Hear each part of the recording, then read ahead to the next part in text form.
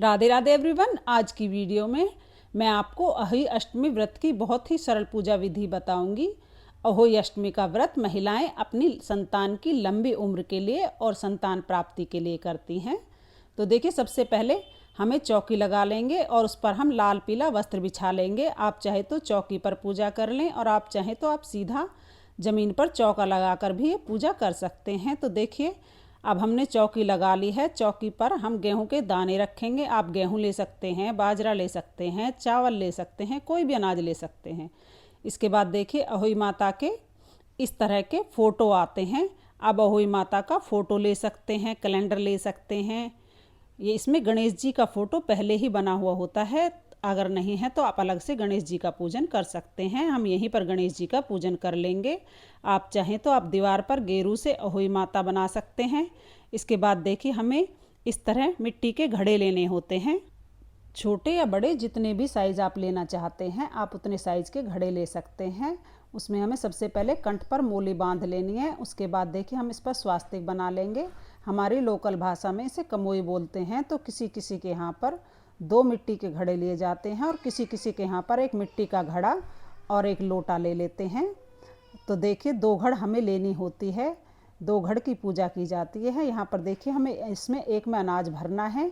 और जो कोई भी आज आप अनाज ले सकते हैं, चावल ले सकते हैं, बाजरा ले सकते हैं, गेहूं ले सकते हैं, कोई भी अनाज जो आपको आसानी से अवेलेबल हो वो आप ले सकते हैं। तो अब एक में हम यहाँ पर अनाज भर लेंगे। दूसरा घड़ा हमने लिया है और ये देखिए, यहाँ पर इस तरह से हम 2 घड़ तैयार कर लेंगे। दूसरे में हम जल भर देंगे। आप चाहें तो दोनों में भी जल भर सकते हैं। किसी किसी के यहाँ पर दोनों में जल भरा जाता है और किसी के यहाँ पर एक में अनाज और एक में जल भरा जाता है। इस तरह दूसरे घड़े के ऊपर भी हम कंठ में मोली बांध लेंगे। तो आप अपनी सुविधा के अनुसार भर सकते हैं या अपने परिवार के रीति रिवाज के हिसाब से भी भर सकते हैं।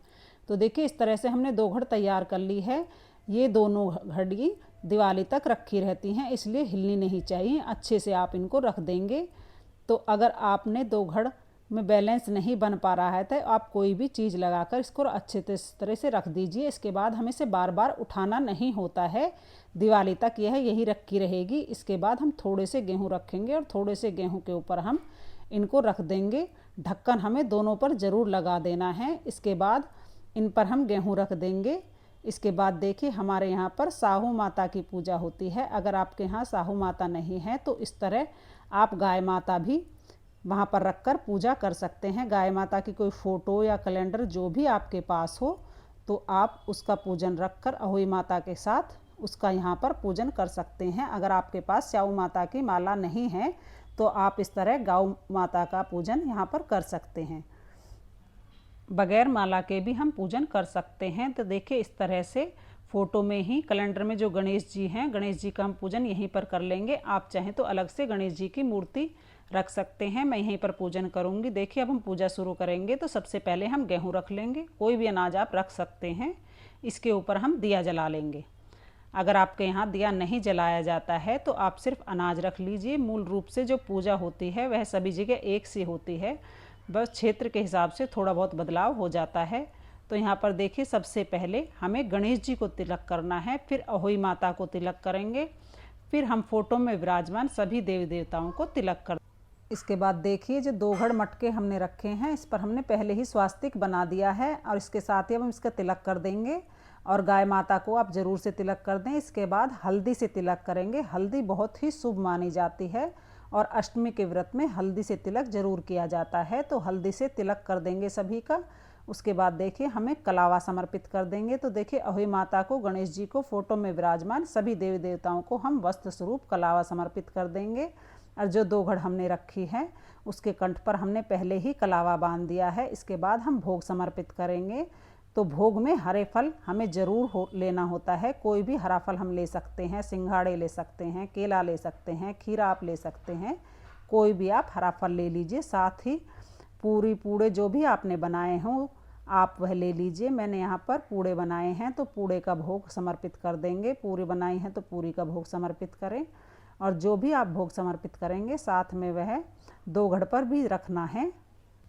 तो देखिए, बतासे का भोग बहुत ही शुभ माना जाता है। अगर आपने पूरी हलवा वगैरह नहीं बनाया है तो आप बतासे का भोग ज़रूर समर्पित करें। देखिए, कुछ लोगों के यहाँ पर शाम के समय पूरी हलवा बनाए जाते हैं और दोपहर में कथा सुनी जाती है, तो दोपहर में आप बतासे का भोग लगा सकते हैं। इसके साथ ही हमें एक साड़ी या सूट लेना है अपनी सासू जी के लिए। साड़ी या सूट ले लीजिए और उसे में हमें बायना निकालना होता है। तो ये सूट हम यहीं चौकी पर रख देंगे, माता की चौकी पर। साथ ही हम दक्षिणा जरूर रखनी है, यथासंभव दक्षिणा रख दीजिए। इसके बाद हम कथा सुनेंगे। तो कथा सुनने के लिए हमें 1 लोटा जल ले लिया है यहाँ पर, और थोड़े से हम अपने हाथ में गेहूं के दाने ले लेंगे या चावल के दाने ले लेंगे। कथा सुनना बहुत ही ज़रूरी होता है, तो आप कथा ज़रूर सुनिए। और देखिए, कथा आप चाहें तो यहाँ भी, जहाँ पूजा कर रहे हैं वहाँ पर भी सुन सकते हैं, और आप यहाँ पर घर पर पूजा कर लीजिए और कथा अपनी देवरानी जेठानियों के साथ, अपने फ्रेंड के साथ ग्रुप में भी सुन सकते हैं। तो यहाँ पर देखिए, हम कथा सुनेंगे। कथा का वीडियो, क्योंकि अगर यहाँ पर मैं कथा सुनाऊंगी तो वीडियो बहुत लंबा हो जाएगा। कथा सुनने के बाद कुछ गेहूं के दाने हम लोटे के जल में डाल देंगे। कुछ अहोई माता को, साहू माता को समर्पित कर देंगे, गाय माता को। इसके बाद देखिए, हमने यहाँ पर दिन में कथा सुनते हैं, तो दिन में जो कथा सुनते हैं तो जल का लोटा, गेहूं के दाने जो हमने हाथ में लिए हैं, इनसे सूर्य भगवान को अर्घ दे देंगे। अगर आपके यहाँ शाम के समय कथा सुनी जाती है तो फिर आप यह कहानी, एक अनाज और 1 लोटा जल का, इससे चंद्रमा को अर्घ दे दीजिए। इस तरह से हमें पूजन करना है। पूजन करने के बाद देखिए, हम अपना पल्लू हाथ में लेंगे और थोड़ा सा इसमें जल ले लेंगे। अब जो भी है सारा सामान चौकी पर है, पूरी है, इसको हम इस तरह से 2 बार से मिनस देंगे हाथ जोड़कर। अहोई माता से पूजा में रही कमियों के लिए क्षमा याचना करेंगे और अपनी संतान की लंबी उम्र, अच्छे स्वास्थ्य और उज्जवल भविष्य के लिए कामना करेंगे। तो जिनकी संतान अभी नहीं है वो संतान प्राप्ति की कामना करते हैं। तो इस तरह से अहोई अष्टमी का पूजन करना होता है। तो देखिए, जो साड़ी और दक्षिणा और कुछ भोग प्रसाद जो हमने चढ़ाया है, उसको हम अपनी सासू जी को दे देंगे। सासू जी नहीं है तो आप अपनी नंद, जेठानी या किसी पंडिताइन को भी दे सकती हैं। और उसके बाद देखिए, जो 2 घड़ है हमने रखी है, इसको उठाना नहीं है। कुछ लोगों के यहाँ पर छोटी दिवाली के दिन 2 घड़ उठाई जाती है, कुछ लोगों के यहाँ पर बड़ी दिवाली के दिन 2 घड़ उठाई जाती है, और किसी किसी के यहाँ पर गोवर्धन के दिन भी 2 घड़ उठाई जाती है। तो आपके यहाँ जब 2 घड़ उठाई जाती हो, आप उसी रीति रिवाज से उठाएं। अगर आपको नहीं पता है कि आपके परिवार में 2 घड़ कब उठाते हैं, तो आप दिवाली की सुबह से उठा सकते हैं। तो जब भी आप 2 घड़ उठाएंगे तो 2 घड़ में जो जल है उसको आपको पूरे घर में छिड़क देंगे, और फिर उसके जल से, कुछ जल से, थोड़े से जल से बच्चों को नहला देंगे। बच्चों के नहलाने के जल में उस जल को थोड़ा मिला लेंगे, और अगर आपने जो अनाज दिया है उस अनाज को हम दान कर देंगे।